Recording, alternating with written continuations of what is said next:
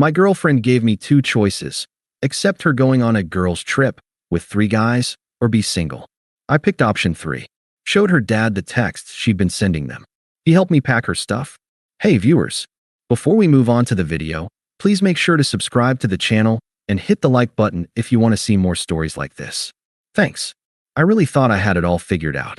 I'm 29, an electrical engineer, and for the last 4 years, I've been building a life with Chloe, 26. On paper, we were perfect. I was the steady hand, the provider, the guy who fixed the sink and handled the investments. She was the vibrant, social spark that kept things interesting. Or so I told myself. Looking back, I was just the safety net she was waiting to outgrow. We were living in a beautiful 3-bedroom condo in the city. Here's a detail that matters later. The condo is owned by her father, Robert. Robert is an old-school guy, retired military, runs a contracting business, believes in handshakes and loyalty. He gave us a family rate on the rent because he liked me. He actually told me once over a beer, "I'm glad she found someone with a backbone. You remind me of myself." I took that as a compliment. I didn't realize how much I'd need that alliance until last Tuesday. Chloe came home from her marketing job buzzing with that frantic energy she gets when she wants something expensive. She sat on the arm of the sofa, running her fingers through my hair. "Babe," she started, using her ask voice. "So, Sarah and Jen are planning a trip to Miami next month. Just a girls' getaway. Sun, beach, cocktails. We all really need to blow off some steam. Work has been insane." I didn't think much of it. I trust her. Or I did. "Sounds fun," I said, looking up from my laptop. "How long?" 5 days. "The flight is a bit pricey, but I was hoping we could put it on your Sapphire card for the points. I'll pay you back for half when my bonus hits." I agreed. I always agreed. I booked the flight that night. I even felt good about it, thinking I was being the supportive boyfriend giving her space to relax with her friends. 2 days later, the universe handed me a reality check. Chloe was in the shower. I was in the living room, watching the game, when her iPad, which was sitting on the coffee table, lit up. It was linked to her iMessage. I usually ignore her notifications, but the preview text caught my eye because it wasn't from Sarah or Jen. It was from a contact saved as Kyle Jim. The message read, "Tell him whatever you want. Just make sure you bring that red thing you wore last week.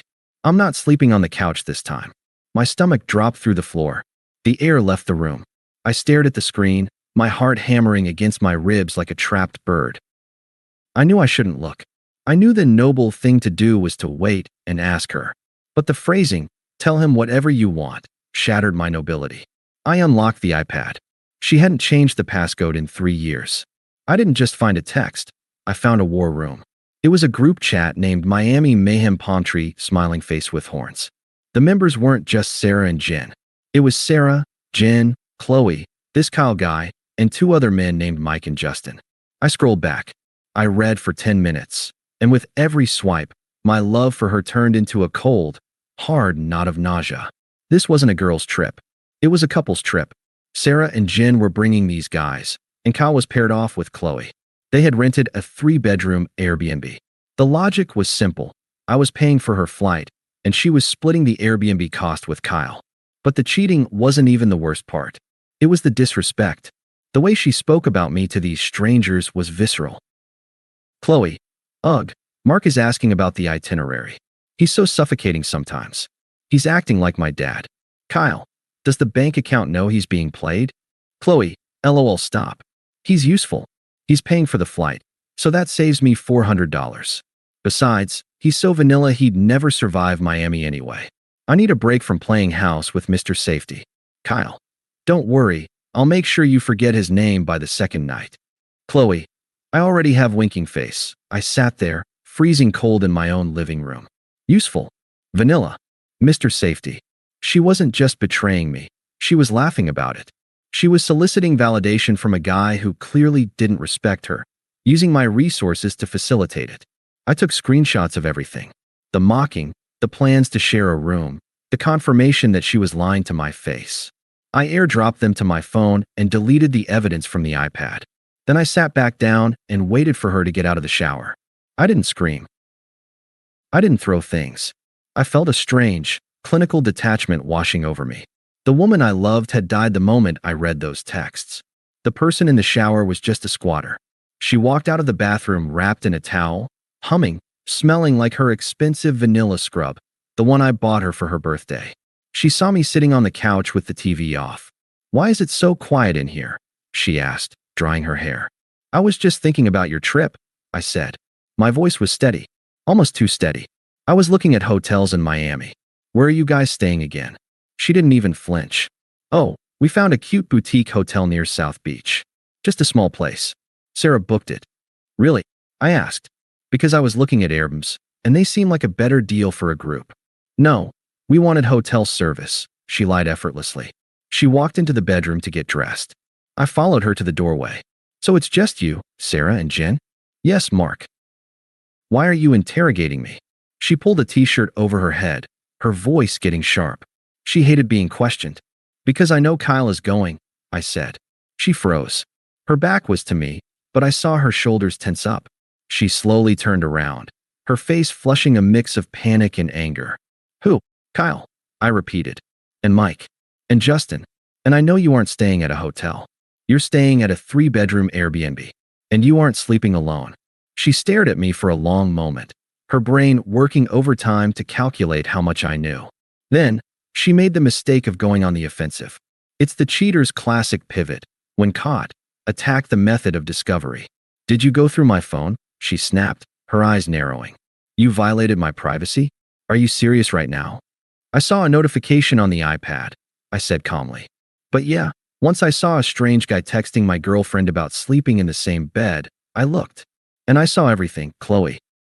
I saw you calling me useful. I saw you laughing about me paying for your flight so you could go hook up with some gym rat." She scoffed, crossing her arms. She didn't cry. She didn't apologize. She rolled her eyes. "You are blowing this completely out of proportion," she said, her tone condescending. "Kyle is just a friend from the gym. We're all just going as a group. It's cheaper to split a house." God, you are so insecure. This is exactly what I was talking about in those texts. "You're suffocating me." "I'm suffocating you because I don't want you sharing a room with another man." "Nothing is going to happen," she yelled. "Unless you keep acting like this jealous psycho and drive me to it. I need this trip, Mark. I feel stagnant. I feel like I'm living this boring, predictable life, and I just want 1 week to feel young and fun again. Is that a crime?" I looked at her, really looked at her. She truly believed she was the victim here. She thought she was the main character of the universe, and I was just the supporting actor who was messing up his lines. "So," she continued, stepping closer, trying to use her height and anger to intimidate me. "Here's the deal. I am going to Miami. I am not canceling. I deserve this. You have 2 choices." She held up 2 fingers, looking at me with a smug defiance that made my blood run cold. "Choice 1. You get over your little insecurity, you trust me, and you let me go and have a good time. You stop acting like a jailer." She paused for effect. "Choice 2. You don't accept it.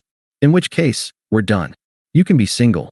If you can't handle me having male friends, then maybe we aren't compatible." She let her hands drop, looking at me with a triumphant smirk. She thought she had checkmated me. She thought I was so afraid of losing her, so afraid of blowing up our perfect 4-year life, that I would fold. She expected me to apologize, to beg her not to go, to promise to be cool. "Those are my choices." I asked. "Those are your choices," she said. "Ball's in your court, Mark. I'm going to the gym. I expect you to be done throwing your tantrum by the time I get back." She grabbed her gym bag, brushed past me, and slammed the front door. Silence rushed back into the apartment. I stood there for a full minute, processing the sheer audacity of what had just happened. She had cheated emotionally, planned to cheat physically, mocked me, and then threatened to dump me if I didn't fund it and shut up. She gave me 2 choices: accept the disrespect or lose her. She forgot that there is always a third option. I walked over to the window and watched her get into her car. As soon as she pulled out of the driveway, I pulled out my phone. I didn't call a lawyer. I didn't call my mom. I called Robert. "Hey, Mark." His gruff voice answered on the second ring. "Everything okay?" I was just about to head to the hardware store. "Hey, Robert," I said. My voice was calm, deadly calm. "Are you home? I need to come over. It's about Chloe. And it's about the lease." "Is she okay?" he asked, fatherly concern spiking. "She's fine," I said. Physically, she's fine. But I have something I need to show you. I think you need to see how your daughter speaks about us. And I'm going to need to borrow your truck. Come on over, he said, the tone of his voice shifting from concern to seriousness. Robert lives about 20 minutes away in a house he built himself in the late 90s. When I pulled into the driveway, he was already in the garage, tinkering with a lawnmower. He wiped his grease-stained hands on a rag and gave me a wave, but his smile faded when he saw the look on my face. Coffee or a beer? He asked. It was 11 a.m. on a Saturday. Neither, Robert. We need to talk. Inside, we sat at his kitchen table. I didn't waste time with pleasantries. I didn't try to soften the blow. I respected this man too much to sugarcoat the fact that his daughter had turned into a stranger. I love your daughter, I started, placing the iPad on the table between us. I've been planning to propose next year. But an hour ago, she gave me an ultimatum. She told me I could either accept her going on a trip with 3 other men, sharing a house with them, or I could be single. Robert frowned, his bushy gray eyebrows knitting together. 3 men? She told her mother it was a girls' trip to South Beach. It's not, I said. I need you to read this chat. Start from the top. And Robert, I'm sorry you have to see this, but I need you to understand why I'm doing what I'm about to do. I watched him read. I saw the exact moment his heart broke. It wasn't when he saw the sexual innuendos about Kyle. It was when he scrolled up to a message I hadn't mentioned earlier, one where she complained about her parents. Chloe, I can't ask my dad for the cash. He's got these outdated, stuffy morals. He thinks hard work is the answer to everything. It's pathetic. I'll just get Mark to put the flight on his card and guilt him into forgetting about it. Robert's face went from confused to stone-cold red. He read it twice. Then he set the iPad down gently, took off his glasses, and rubbed the bridge of his nose. The silence in the kitchen was heavy, suffocating. She called me pathetic? He whispered. It wasn't anger. It was pure, hollow disappointment. She called me useful and you pathetic, I corrected gently. She's using my money to fly there, and she's using your house as a base to disrespect us both. Robert stood up. He walked to the sink and stared out the window for a long time. When he turned back, the fatherly warmth was gone. In its place was the hardened look of a man who deals with breach of contract for a living. The lease on the condo, Robert said, his voice gruff. It's month to month now, right? Yeah. We never renewed the yearly term. And I co-signed for her car. He muttered, more to himself than me. He looked me in the eye. Mark, you're a good man. You treated her like gold. Better than she deserves, evidently. I'm done, Robert, I said. I'm not negotiating with her. I'm picking option 3. Option 3, he repeated, nodding slowly. Right. Let's go. He didn't ask what I meant. He knew. He grabbed his truck keys. We drove back to the condo in separate vehicles. When we got there, we didn't yell. We didn't throw her clothes out the window like in the movies. We worked like a moving crew. Robert brought in empty boxes from his truck bed. Pack only what is hers, Robert instructed. If you bought it, it stays. If you paid for it, it stays. It took us 2 hours. We cleared the closet, the bathroom, her vanity. I packed her shoes while her father packed her books. It was a surreal bonding experience. 2 men systematically dismantling the presence of a woman who had played us both. When the last box was in the back of Robert's Ford F-150, the apartment felt huge. Empty. Quiet. I took a piece of notebook paper and a Sharpie. I wrote 3 sentences. You gave me 2 choices. I picked option 3. Your dad has your stuff. I left the note on the kitchen island, right next to the key she had given me when we first moved in, the spare key to her heart, or whatever lie she had told back then. Robert looked at me as he idled the truck in the driveway. I'm taking this to my garage. She can stay in her old room until she figures out her life. But Mark, don't let her talk her way back in. She's got her mother's tongue. She'll try to spin this. She's blocked, Robert. She doesn't exist anymore. He nodded, gave me a firm handshake, a grip that said I'm sorry without saying the words, and drove off. I went back inside, poured a whiskey, and sat in the silence. For the first time in 4 years, I didn't have to worry about making someone else happy. I just breathed.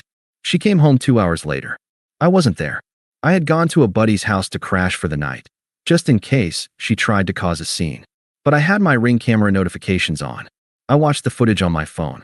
She walked up to the door, gym bag over her shoulder, looking annoyed, probably rehearsing the speech about how I needed to grow up. She put her key in the lock. It worked. I hadn't changed the locks yet. Robert was the landlord, so he'd handle that later. She walked in. I saw the moment she realized the apartment echoed. She walked into the frame of the living room camera, spinning around. Her decorative pillows were gone. Her throw blankets were gone. The photos of us on the mantel were gone. She picked up the note from the island. She read it. She threw it on the ground and screamed. It wasn't a scream of sadness. It was a scream of rage. She grabbed her phone and dialed me. Blocked. She dialed again. Blocked. Then, she called Robert.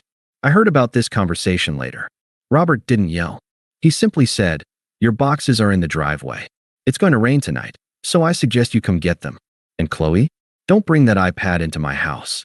I know what you used it for." He hung up.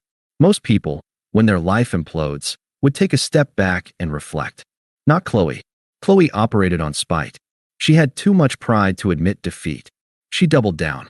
She posted a story on Instagram that night from her childhood bedroom, a selfie with a caption that read, "Trash took itself out today. Finally free. Miami isn't ready for me." Airplane nail polish. She went on the trip. She had to. To cancel would be to admit that I was the structure holding her life together. She needed to prove that she was the prize. But reality has a nasty way of hitting you when you don't have a safety net. Since I had canceled the flight purchase on my Sapphire card, fraud protection is a beautiful thing when the authorized user violates the terms of the relationship. Her ticket was voided. She had to buy a last-minute ticket at 3x the price, maxing out her own credit card. From what I gathered later through mutual friends, who were rapidly defecting to my side once the screenshots of the group chat leaked, the trip was a disaster. The Miami Mayhem group didn't want a sad, homeless girl. They wanted the fun, carefree Chloe who bought rounds of shots. But Chloe was stressed. She was checking her bank account. She was obsessing over why I hadn't chased her. And Kyle, the gym crush? Turns out, Kyle wasn't interested in a relationship. He was interested in a sure thing. They hooked up the first night. By the second day, Kyle was hitting on other girls at the pool, right in front of her. When she complained, he apparently told her, "Relax, we aren't dating. You're the one who said you wanted a break from Mr. Safety, right? So have fun." She was stuck in a house with 3 guys who treated her like a party favor, and 2 girlfriends who were too busy with their own flings to comfort her. She ended up sleeping on the couch in the Airbnb because Kyle brought someone else back to the room she had paid for.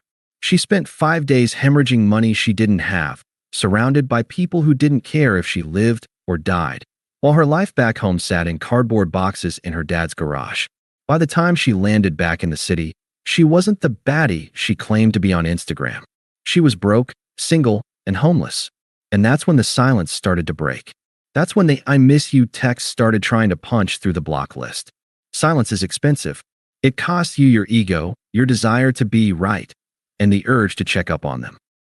But the return on investment is peace. For 6 weeks, I was a ghost. I didn't ask mutual friends about her. I didn't check her social media from a burner account. I simply erased her digital footprint from my life. I channeled all that frustrated energy into myself. I hit the gym 6 days a week, not for revenge, but to burn off the adrenaline.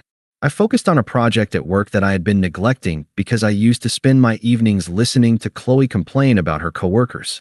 Without her drama sucking the oxygen out of the room, I thrived. I got a promotion.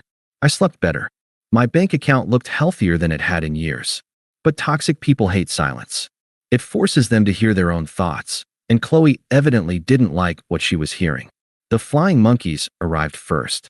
About a month after the breakup, I got a text from Sarah, the same Sarah who had helped plan the Miami Mayhem trip. "Sarah, hey Mark. Look, I know you're mad, but you need to talk to Chloe. She's in a really bad place. She's been crying nonstop. She's staying at a motel because her dad won't let her back in the main house. You can't just abandon her like this. It's cruel." I stared at the phone. It was almost funny. They wanted me to be the safety net again. They broke her, and now they wanted me to pay for the repairs. I didn't reply. I blocked Sarah. Then I blocked Jen. Then I blocked the 2 other friends who liked her freedom post. When the digital manipulation failed, she resorted to the physical ambush. It was a Tuesday evening. I was walking to my car in the company parking garage. I unlocked my door and heard the click of heels hurrying across the concrete. "Mark, Wait. I froze. I recognized the voice, but it sounded thinner, shrill. I turned around. Chloe was standing by the bumper of my car. The glow down is a real phenomenon. The Chloe I knew was always impeccable. Hair done, makeup flawless, outfit curated for the gram. This woman looked exhausted. Her roots were showing. She was wearing sweatpants that looked slept in and a hoodie I recognized as one of mine she had stolen years ago. She looked like she hadn't slept in a week. She looked at me, and for a second, I saw the old arrogance flicker in her eyes, but it was quickly replaced by desperation. "You're hard to find," she said, trying for a playful tone but missing by a mile. "You blocked my number? Really? After 4 years?" I didn't smile. I didn't frown. I just leaned against my car door, crossing my arms. "You gave me a choice, Chloe. I made it. What do you want?" "I want to talk," she said, stepping closer. I didn't move, but I didn't invite her in. "Mark, this has all gone too far. My dad, he won't even look at me. He told me I have to pay him back for the car or he's repossessing it. He's acting crazy. You turned him against me." "I didn't turn anyone against you," I said calmly. "I just showed him the truth. If the truth ruined your relationship with him, that's on you." "I was angry," she shouted, her voice echoing in the garage. "I sent those texts because I was venting. Nothing happened in Miami, Mark. I swear. Kyle was a jerk. I spent the whole time missing you. I realized I made a mistake." She reached out to touch my arm. I stepped back. "Don't," I said. "You didn't miss me, Chloe. You missed the lifestyle. You missed the apartment. You missed having a guy who pays for everything and asks for nothing." "That's not true." Tears started welling up, weaponized tears. I used to fall for them every time. Now, they just look like saline. "I love you. Can't we just hit reset? Please? I'm staying at a Motel 6, Mark. I'm scared. Just let me come home. We can fix this." I looked at her, really looked at her, and realized the anger was gone. The hurt was gone. All that was left was indifference. She was just a stranger with a history I no longer cared to read. This was the moment she expected me to fold. She expected the provider instinct to kick in. She thought I would see her suffering and feel obligated to save her. But I wasn't her provider anymore. I was just a guy in a parking garage who wanted to go home. "There is no home for you to come back to," I said. My voice was soft, professional, detached. "I moved out of the condo last week." Her face went slack. "What?" "I moved. Your dad is selling the unit. He didn't want the memories either." You left me nothing?" she stammered. "You just erased me? You erased us, Chloe. When you sent that text saying I was useful and boring, you killed the relationship. You just didn't realize it until the credit card bill arrived." She started to get angry then, the sadness dissolving into the toxic entitlement I had ignored for too long. "You are such a petty, vindictive little man. You think you're better than me? You think you're some prize? You're boring, Mark. You will always be boring. Kyle was right about you." There it was. The mask slipped. I smiled. A genuine, easy smile. "You know, you're right," I said. "I am boring. I pay my bills. I stay loyal. I treat people with respect. I go to bed at a reasonable hour. To someone like you, that is boring. But to a grown woman, that's a husband." I opened my car door. "You can't just leave me here," she screamed. "I have nowhere to go." "You have plenty of places to go," I said, getting into the driver's seat. "You have the gym. You have the club. You have the streets of Miami. You have all that freedom you demanded. You're free, Chloe. Congratulations. You got exactly what you wanted." "Mark," she slammed her hand on my window. I started the engine. The Bluetooth connected, and my phone lit up on the dashboard. A text notification popped up from a woman named Elena, a pediatrician I had met at a mutual friend's dinner party 2 weeks ago. "Elena, dinner's almost ready. Pick up wine on your way." Chloe looked through the glass. She saw the name. She saw the smiley face. She saw the life that was supposed to be hers, continuing without her. I didn't look at her again. I put the car in reverse, backed out, and drove toward the exit ramp. In the rearview mirror, I saw her standing alone in the middle of the concrete lane, small and shrinking with every yard I put between us. I turned on the radio, merged onto the highway, and went to buy a bottle of Cabernet. I picked option 3, and it was the best decision I ever made. Thanks for watching. Make sure to subscribe to the channel and hit the like button. What do you think about this story? Share it in the comments.